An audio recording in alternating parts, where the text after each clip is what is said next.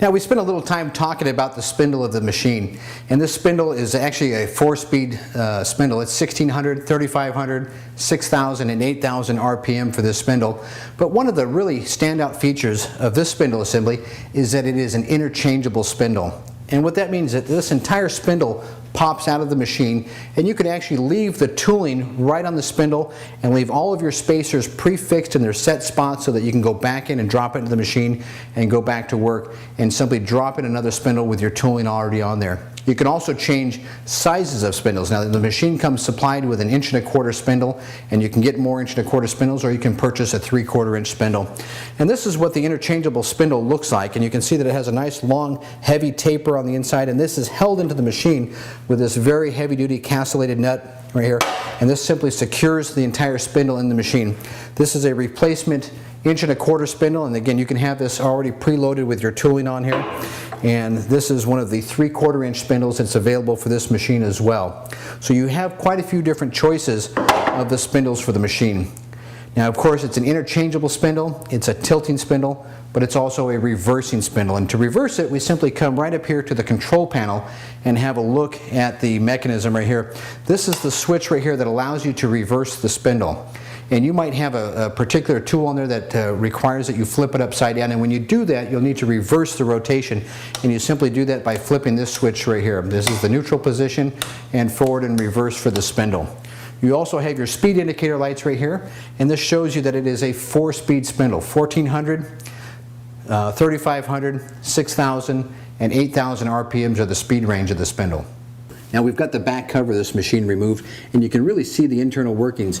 You can have a look here at the ball door motor, and again this is a 5 horsepower cast iron framed industrial ball door motor. Plenty of power for this shaper. And we'll swing around, we'll have a look here at the other portion of the electronics, and you're going to see this GE mini drive right here. And this again is a frequency drive that provides a clean power supply here for your ball door motor. And those work in unison so that you can use this machine on single phase power or 3-phase power. Now it is 220 volts, and it'll allow you to run on either type of power supply, either single phase or 3-phase power. On the inside of the machine you're going to see, first of all of the components on the inside are very, very heavy duty. Solid steel, cast iron, and plenty of it on the inside. You're going to notice that all the brackets are nice welded steel on the inside. Now we talked about doing a belt change, and doing a belt change has never been easier. You simply loosen the handle right here, pull back on this to loosen the belt, change the belt to the appropriate location, slide this back to put tension on, and lock the handle down, and your belt change is done.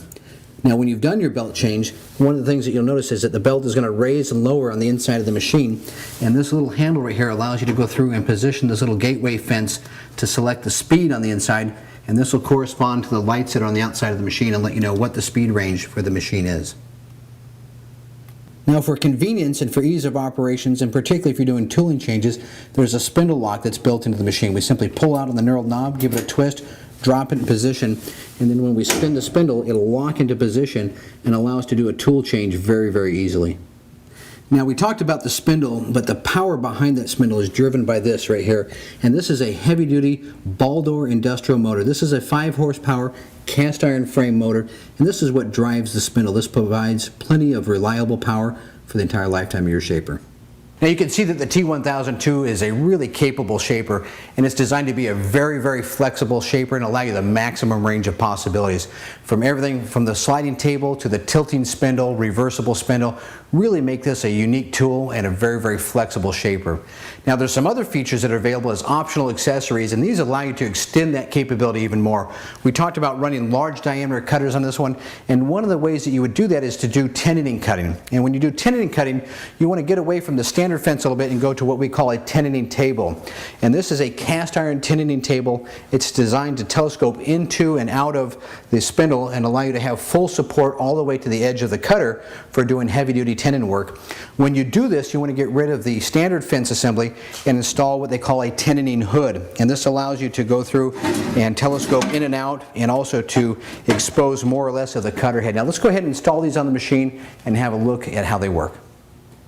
Now we've got the tenon hood and tenon table installed on the T1002 shaper, and you'll see that the setup is quite drastically different. We've removed a fence assembly, and when you're doing full depth tenoning, you really expose a lot of cutter head, and you want to make sure first of all you've got good adequate dust collection. So there's a nice large diameter port here on the back, and you'll see that the hood surrounds the cutter head. You also expose a lot of the cutter head, so you'll see that there's a lot of wooden devices, and these yellow pieces are wooden baffles just in case you were to strike them against the cutter head. You're not going to damage the machine or your cutter head. Now in order to set this up, basically you're going to go ahead and lift on the handle here and set the height to expose as much cutter as you want and lock these in place. This will also telescope in and out to allow you to go through and set the relative position of the entire hood assembly, and also the top of the hood can be pulled over to cover the top of the cutter head so that you expose just as little cutter head as possible and remain safe. Now we've stepped around to the front of the shaper, and you can see that we've got this nice heavy cast iron tenoning table on the machine, and this is a great option if you're doing any type of tenoning work on the machine at all. It's a very heavy duty cast iron tenoning table. It comes supplied with a heavy cast iron miter gauge and another hold down clamp. This gives you the maximum flexibility of your machine, and I've seen some users position this at the far end of the table and have the stock fence at the near end of the table so they can have two setups on the shaper at one time. Now the tenoning fence has got a little lock right here. It features a telescoping tenoning fence right here, and it has two spring stops that come with the machine. And when you're doing tenoning, sometimes you're going to do it exactly here at 90 degrees, but there's going to be other times that you're going to go through and do it on a tilt or on a mitered cut. You simply loosen the handle here, and you can tilt this, use the miter gauge on the back side here to position this for a mitered tenon. We're going to go back and set this up at 90 degrees, and I'm going to show you how this telescopes in and out. Now these wooden safety guards can be positioned any place along the fence. There's a couple of locations, and they can be slid back and forth to expose as much or as little of the workpiece as possible here. And this table can be mounted up and down the length of the slider. Now when you're doing tenoning, one of the things you want to be able to do is to slide this cast iron plate in toward the cutter head and have as much support for your workpiece as you can, just as close to the cutter head. And to do that, you'll see this long slot on the machine. There's also a second gib on the bottom here that allows us to telescope in and out at exactly 90 degrees. The other thing is it has nylon runners on the bottom, so it slides back and forth very smoothly. So we'll just go ahead and push this right into the cutter head. This will be locked down right here, and you're ready to go. Now we've got this piece of stock mounted up in the machine here. This is kind of mocked up so you can see just how the setup would be if you're doing full depth tenoning here. And you'll see that this protrudes right into the cutter head right here, and you've got plenty of support for your workpiece coming right up to the edge of the table.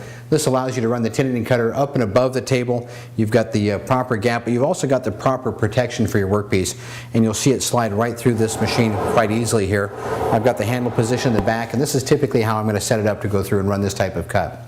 Now with all the features that you have on this machine and all the options that are available for it as well, you'll see that this is one of my favorite machines here.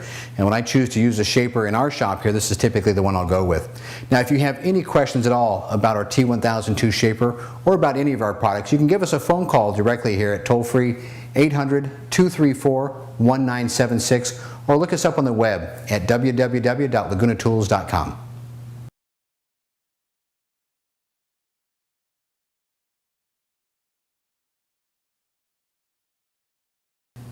Well, thank you for having a look at our shapers, and you can see we have quite a wide variety of shapers, and if we don't have just the one that you're looking at on the video, give us a call because we have many more models to choose from. Now if you have any questions on these two models, the two that we've already shown, or on our signature series, you can give us a call toll-free at 800-234-1976, or look us up on the web at www.lagunatools.com.